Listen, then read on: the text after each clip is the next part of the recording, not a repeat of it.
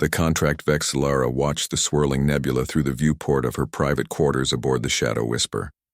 Her vessel hung motionless in the void, cloaked from detection by technology stolen from 7 different civilizations and improved upon by her own considerable intellect.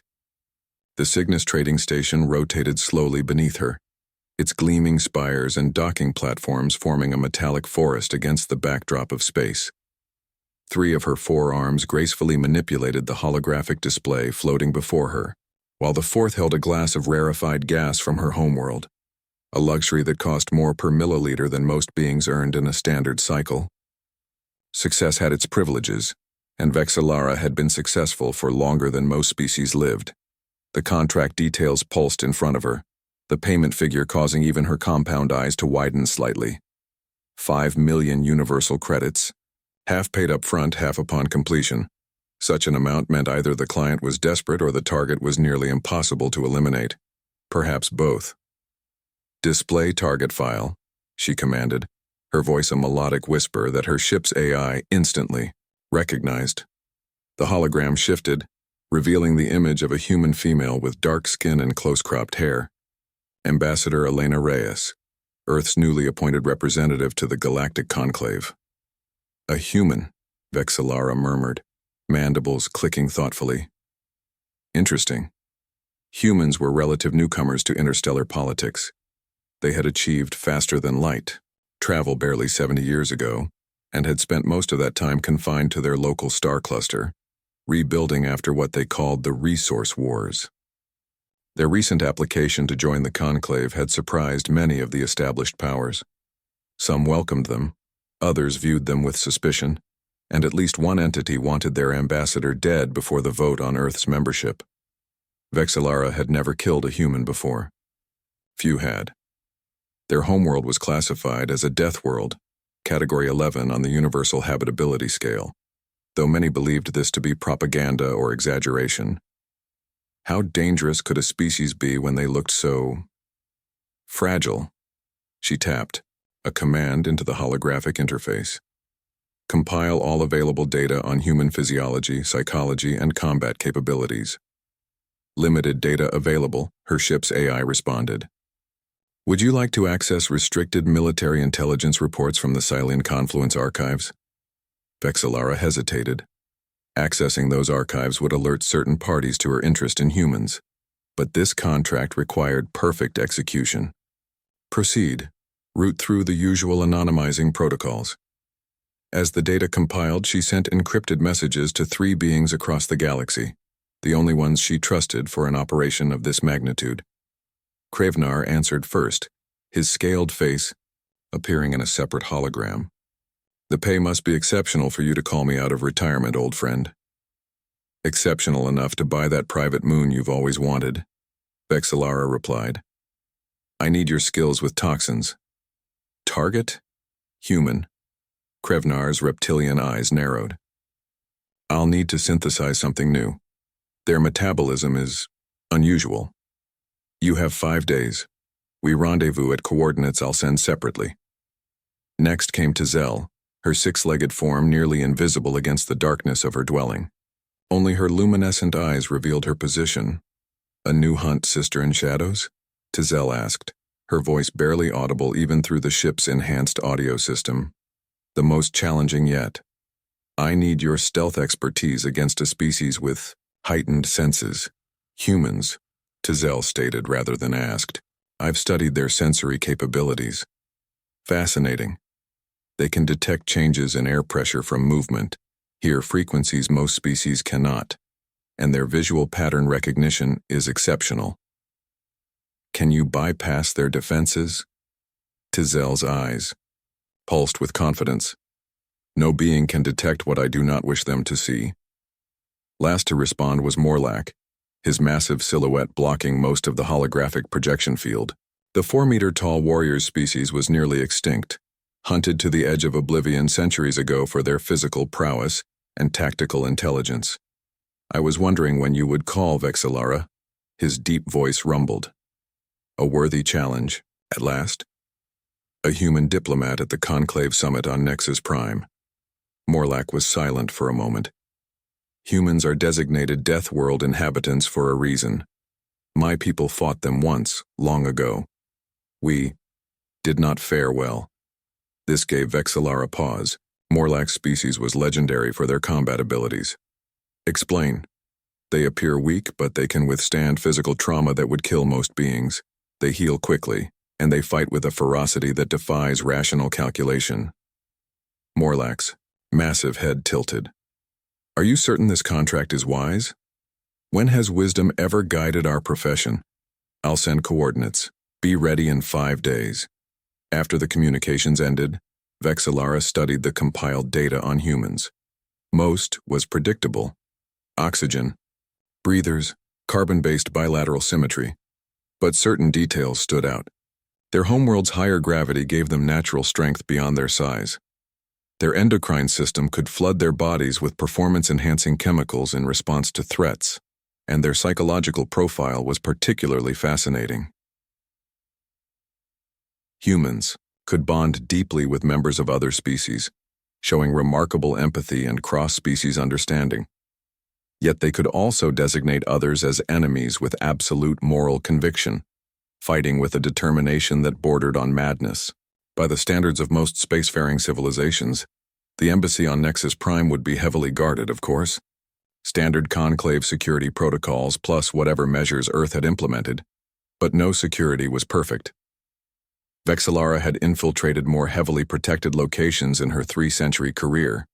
As her ship silently accelerated toward the rendezvous point, Vexillara began formulating her strategy. The assassination would take place during the reception ceremony, when security would be stretched thin, managing hundreds of dignitaries from across the galaxy. Tizel would infiltrate the ventilation system. Krevnar's toxin would be dispersed precisely where the human ambassador would stand, and Morlach would ensure no unexpected variables interfered. Vexillara herself would oversee everything from a distance, maintaining deniability while ensuring success. Perfect, efficient, and untraceable, as all her operations were. The client, a shadowy consortium with ties to the Mercantile Alliance, had been very specific. The human ambassador must not be allowed to speak at the conclave. Earth's membership must be delayed at any cost. Vexillara didn't particularly care about the politics involved. Credits were credits, and these were plentiful enough to fund her eventual retirement. 5 days later, her team assembled aboard the Shadow Whisper. As they approached Nexus Prime, the gleaming ecumenopolis covering the entire surface of the planet, Vexillara briefed them on the final details of their plan. The reception begins at local midnight, she explained, manipulating a 3-dimensional map of the embassy complex. Ambassador Reyes will arrive with a 3-person security detail, 2 human guards and 1 Valachian security specialist. Only 3 guards? Morlach questioned, his massive frame making the ship's command chair creak under his weight. That seems insufficient. They're either overconfident or hiding something, Tizel suggested, her slender limbs moving gracefully as she studied the layout of the ventilation system. Krevnar held up a small, transparent cylinder containing a colorless gas. My neurogenic agent is complete, specifically designed for human physiology. It will cause a catastrophic but seemingly natural cerebral hemorrhage, untraceable by standard forensic techniques. And what of our escape?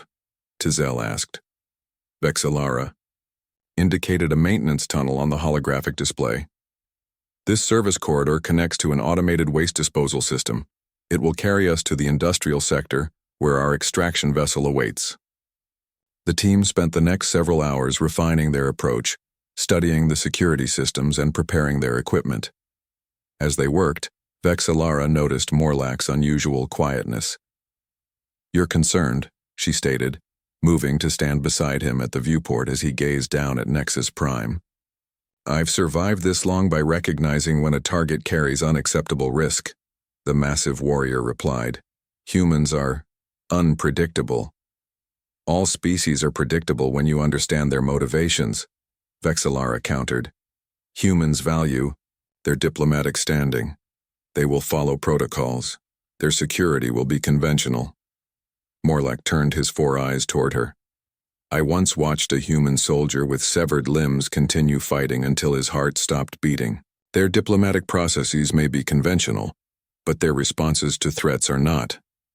Then we ensure they never detect a threat until it's too late. Vexillara placed one of her 4 hands on Morlach's armored forearm. Trust in my planning, old friend. When have I ever failed? There is always a first time, he replied, but nodded his massive head in acceptance. As the Shadow Whisper entered Nexus Prime's atmosphere under the cover of its advanced stealth system, Vexillara felt the familiar calm that preceded every operation. Her team was the best in the galaxy. The plan was flawless. The human ambassador would be dead before the night was over, and no one would ever know they were responsible. What she couldn't know was that this mission would change everything she thought she understood about humans, and about herself. The encounter. The Nexus Prime Conclave Embassy stood as a monument to interspecies cooperation, its crystalline towers reaching toward the perpetually twilight sky of the Ecumenopolis. Thousands of diplomats, dignitaries, and support staff from across the galaxy moved through its halls, a living mosaic of evolutionary diversity. Vexillara and her team had infiltrated the complex with practiced ease. Security checkpoints were bypassed with forged credentials so perfect that not even their creators could have distinguished them from authentic ones. Surveillance systems saw only what Tizel wanted them to see, empty corridors where silent killers moved like ghosts. Biomonitors neutralized. Tizel's whisper came through the secure comm implanted in Vexillara's auditory canal. Proceeding to ventilation control hub. Perimeter established, Morlach confirmed from his position near the grand reception hall. No unusual security patterns detected. Vexillara moved through the diplomatic archives section, her adaptive camouflage rendering her nearly invisible. Her cover identity as a minor bureaucrat from the Celian confluence would withstand casual scrutiny, but she preferred to avoid interaction entirely. The human delegation has arrived at the main entrance, Krevnar reported. Ambassador Reyes is accompanied by 2 guards as expected, plus 1 unidentified human female in civilian attire. Describe, Vexillara commanded, her 4 hands instinctively checking her concealed weapons. Approximately 1.7 meters tall, advanced age by human standards, white hair, wearing what appears to be traditional Earth clothing rather than diplomatic uniform, moving with unusual awareness. Vexillara accessed the entrance surveillance feed through her ocular implant.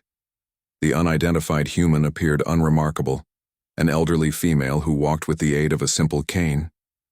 Probably a cultural attaché or advisor. No threat to the operation. Maintain position, she ordered. Proceed as planned. The reception was scheduled to begin in 40 minutes. Ambassador Reyes would be introduced, make a brief statement welcoming the delegates, and then mingle with the gathered representatives. The toxin would be released precisely when she reached the central speaking platform, a seemingly natural death that would throw Earth's application into chaos.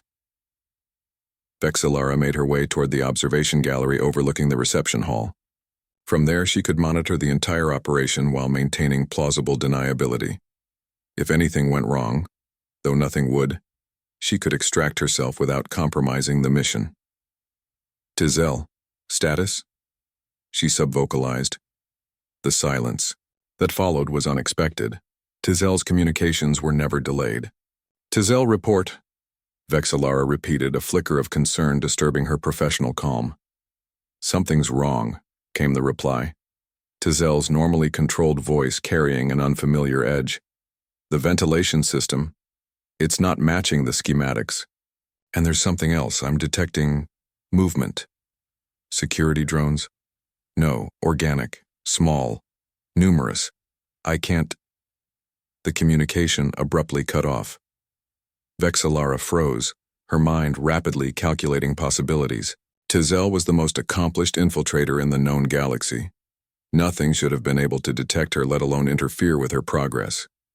Morlach, investigate Tizel's position. Krevnar, hold deployment of the toxin until we re-establish. Contact. Acknowledged, Morlack rumbled, moving to Service Corridor C7. As Vexillara adjusted her route to provide backup if needed, she noticed something odd about the embassy staff. The various aliens moved with a subtle but perceptible purpose that hadn't been present before. Security personnel who had been casually monitoring the growing crowd now stood with heightened alertness. They know something's wrong, she realized. But how? Morlack, be advised, security posture has changed. Proceed with caution. No response. Morlack?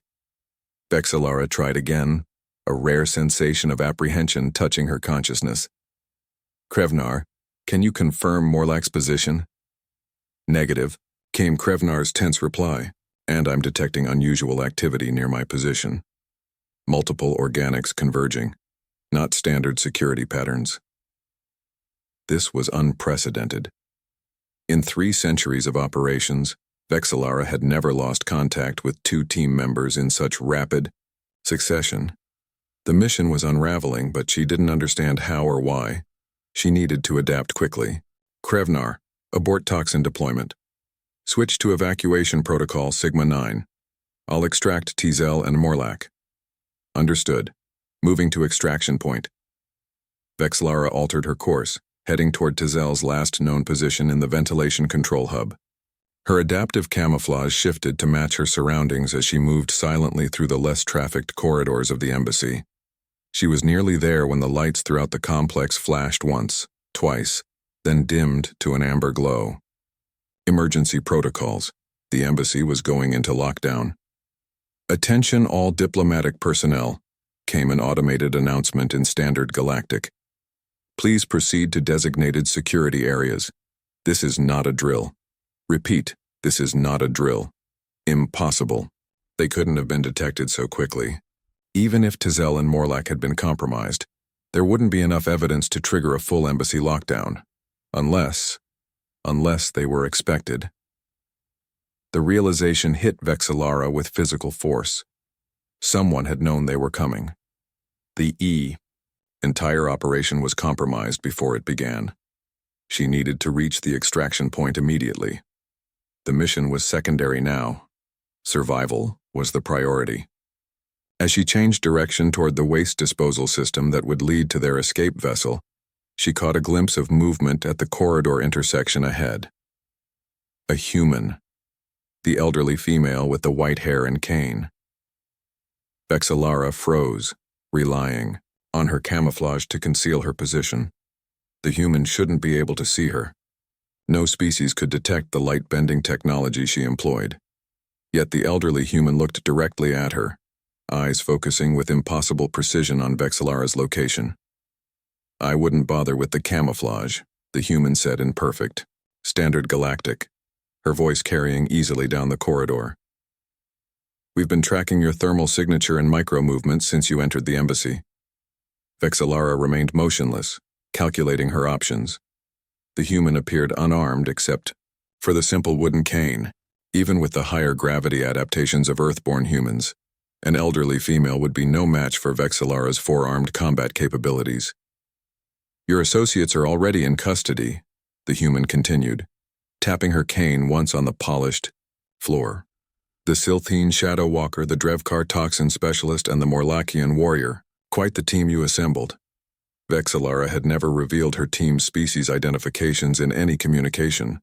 The human couldn't possibly know this information unless— Who are you?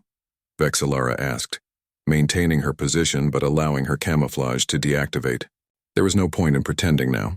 The elderly human smiled, the expression crinkling the lines around her eyes. Commander Diana Chen, Earth Intelligence Division. Retired technically, but they called me back for this particular situation. She gestured with her cane. Would you like to surrender peacefully, or do we need to do this the hard way? You're alone and elderly, Vexillara observed, shifting her weight slightly to prepare for an attack. I respect your courage, but you've miscalculated. Commander Chen's smile didn't waver. Have I? Vexillara launched herself forward, her forearms deploying concealed blades as she moved with the speed that had made her legendary among assassins. She expected to incapacitate the human with a single coordinated strike. Instead, her world exploded in pain as the seemingly frail human moved with impossible speed, the wooden cane sweeping Vexilara's legs, while a palm strike to her thorax sent her crashing into the corridor wall with bone-jarring force. Vexilara recovered quickly, disbelief momentarily overriding her combat training. The human had moved faster than any being her size should be capable of moving, and that strike, the force behind it, was impossible for the elderly female's frame.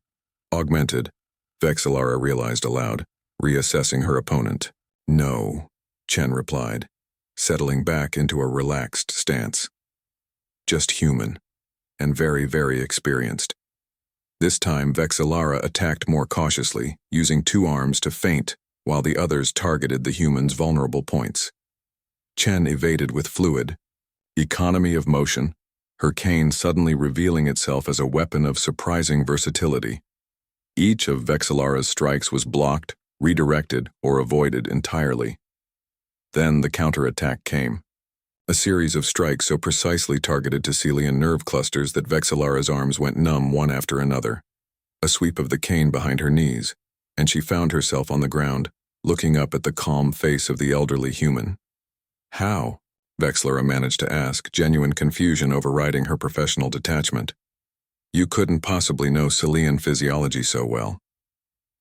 We've had 70 years to study the species of the galaxy, Chen replied, producing a small device that she pressed against Vexilara's neck, including yours, especially after your confluence tried to test our defenses 20 years ago. As the sedative entered her bloodstream and consciousness began to fade, Vexilara heard the human speak again, this time with something that sounded almost like respect. You're the best they sent. We've been tracking your operations for years. That's why I came out of retirement, to meet the legendary Vexilara. The last thing Vexilara saw before darkness claimed her was the human's smile.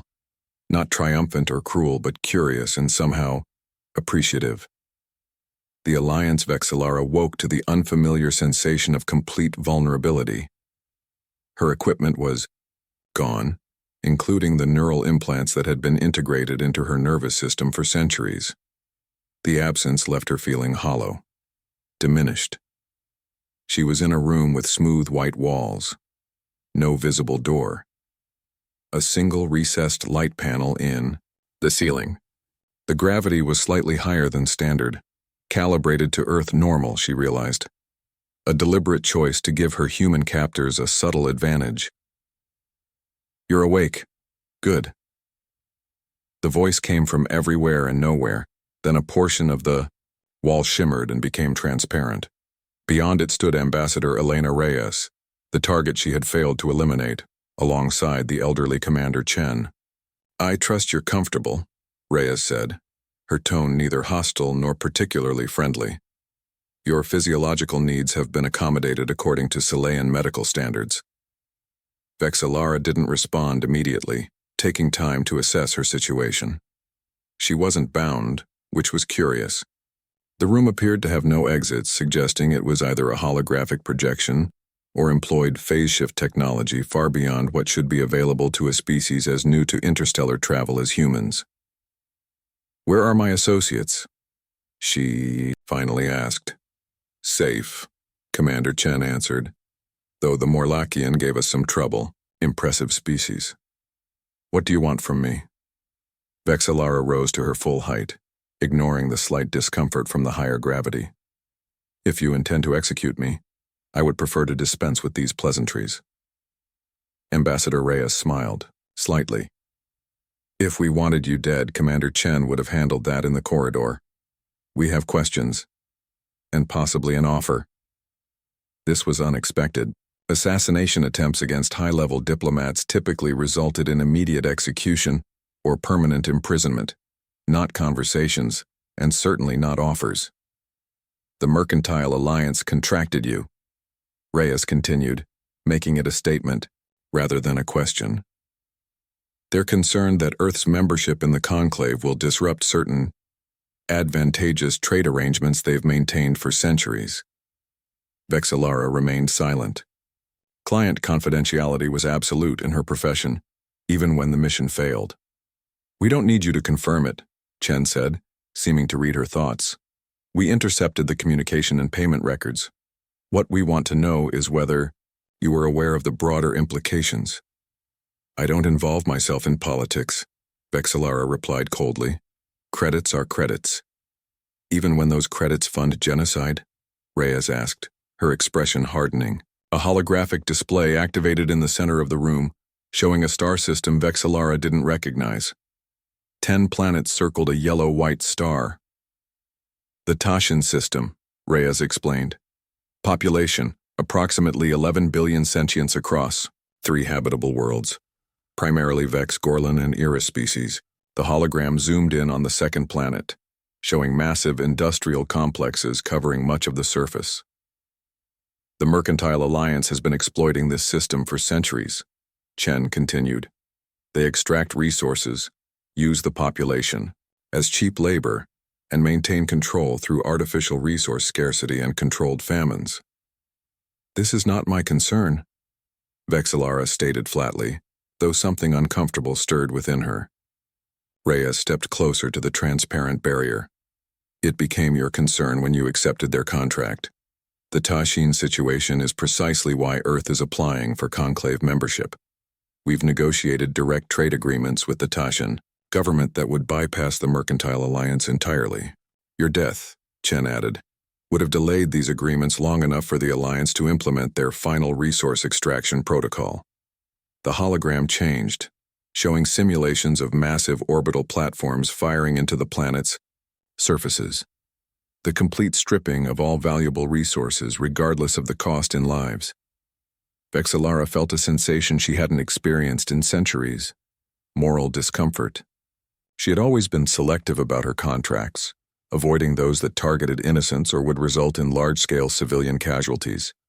Not from any particular ethical framework, but because such contracts often became complicated and messy. Had she failed to properly investigate this one?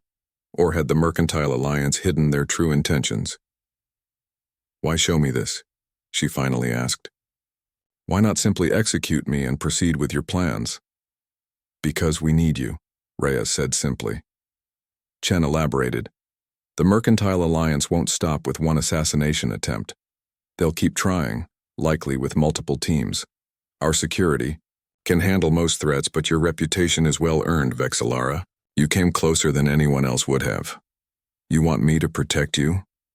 Vexillara couldn't keep the disbelief from her voice. After I tried to kill you? Not just protect, Reyes corrected. We want you to help us expose the Mercantile Alliance's plans to the Conclave. With your knowledge of their operations combined with our evidence, we can force an emergency vote on sanctions against them. And why would I agree to this? 3 reasons. Chen held up one finger. First, it's the right thing to do, though I suspect that's not particularly compelling to you. A second finger joined the first. Second, we're prepared to offer you and your team full amnesty and a generous compensation package. A third finger rose. And third, because the alternative is spending the rest of your very long life in an isolation cell on Earth, where the gravity and atmospheric pressure would make every moment uncomfortable. It wasn't really a choice, and all 3 of them knew it. Yet Vexillara found herself genuinely conflicted. 3 centuries of professional detachment warred with the uncomfortable knowledge that she had nearly facilitated mass murder. I would need to speak with my team, she said finally. Reyes nodded. Of course. The transparent barrier disappeared entirely, revealing that it had never been a barrier at all, just a projected image. The humans had been in the room with her the entire time, completely vulnerable to attack had she been so inclined. The sheer audacity of it struck Vexillara like a physical blow. Either these humans were fools, or they were so confident in their abilities that they felt no need for conventional protection against one of the galaxy's most lethal assassins. Chen seemed to read her thoughts again. We've been studying your species for decades, Vexillara. The 4 pressure points that would temporarily paralyze you are all within my reach. I may be old, but I'm still quite fast. It wasn't a threat. It was a simple statement of fact, delivered with the same calm certainty that Vexillara herself might use when explaining the inevitability of a particularly well-planned assassination. For the first time in her long career, Vexillara felt genuinely outmatched. Later, in a comfortable conference room, Vexillara reunited with her team. Morlack bore evidence of a significant struggle. His exoskeletal plates were cracked in several places. Tizel seemed physically unharmed but uncharacteristically subdued. Krevnar displayed the clinical curiosity that made him such an effective toxin master. "They knew everything about us," Tizel whispered. "Every movement technique, every stealth adaptation. They tracked me through systems I didn't even know existed. The human female who captured me," Morlack rumbled. "She was smaller than a Morlackian juvenile, yet she moved like a shadow storm and struck like a gravity hammer. Their biological countermeasures are fascinating," Krevnar added. "They detected my toxin immediately and neutralized it with an agent I've never encountered. When I asked, they said it was a standard antidote kit issued to all their security personnel." Ambassador Reyes and Commander Chen entered along with a third human, a tall male with dark skin and penetrating eyes. "This is Dr. Marcus Webb, our xenobiologist," Reyes introduced him. "He'll explain some things that might help you understand our proposal better." Dr. Webb activated a holographic display showing Earth, a blue-green world with swirling white clouds. "Earth is classified as a death world, category 11, he began. "Most species believe this is an exaggeration. It's not. If anything, it's understated." The hologram shifted to show Earth's varied environments, from Arctic tundra to scorching deserts, from towering mountains to abyssal ocean trenches. "Our planet has more extreme environmental variations than 94% of inhabited worlds," Webb continued. "We evolved to survive everything from near-freezing temperatures to scorching heat, from the crushing pressures of deep oceans to the thin air of high mountains." Images of Earth's wildlife appeared, predators with razor teeth and powerful bodies, microscopic pathogens, poisonous plants, and animals. "We share our world with millions of species that can kill us in seconds. Our evolutionary history is an endless arms race against predators, parasites, and pathogens. Our bodies and minds are weapons forged in an environmental crucible that few species could survive." Vexillara and her team watched in growing understanding as Webb methodically explained why humans were so uniquely dangerous. Their endocrine system could flood their bodies with performance-enhancing chemicals in moments. Their pattern recognition abilities were unmatched.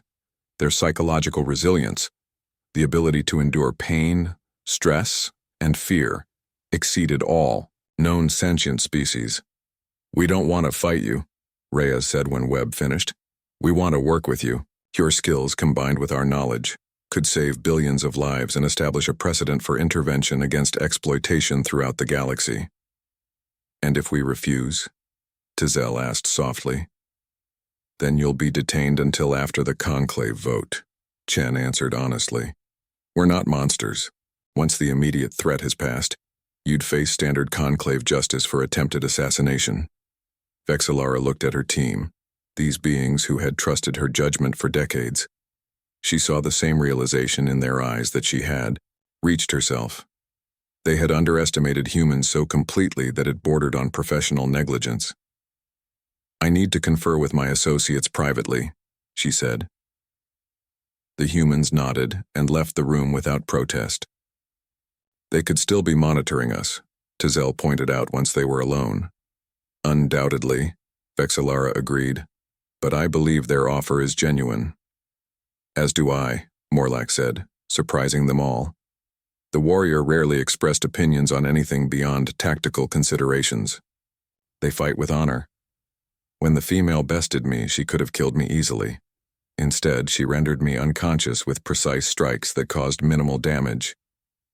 Their biology is remarkable," Krevnar added. "I would value the opportunity to learn more about their adaptive immune responses, for purely scientific reasons, of course." Tizel's luminescent eyes pulsed thoughtfully.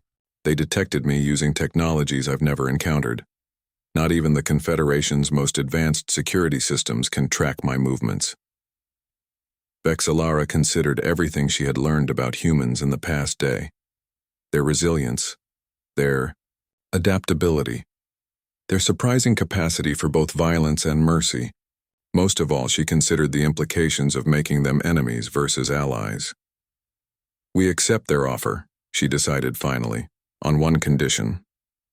When the humans returned, Vexillara stated their terms. We will help you expose the mercantile alliance and protect your delegation through the conclave vote. In exchange, beyond the amnesty and payment, we want access to Earth's defensive technologies and training methodologies. Reyes looked surprised.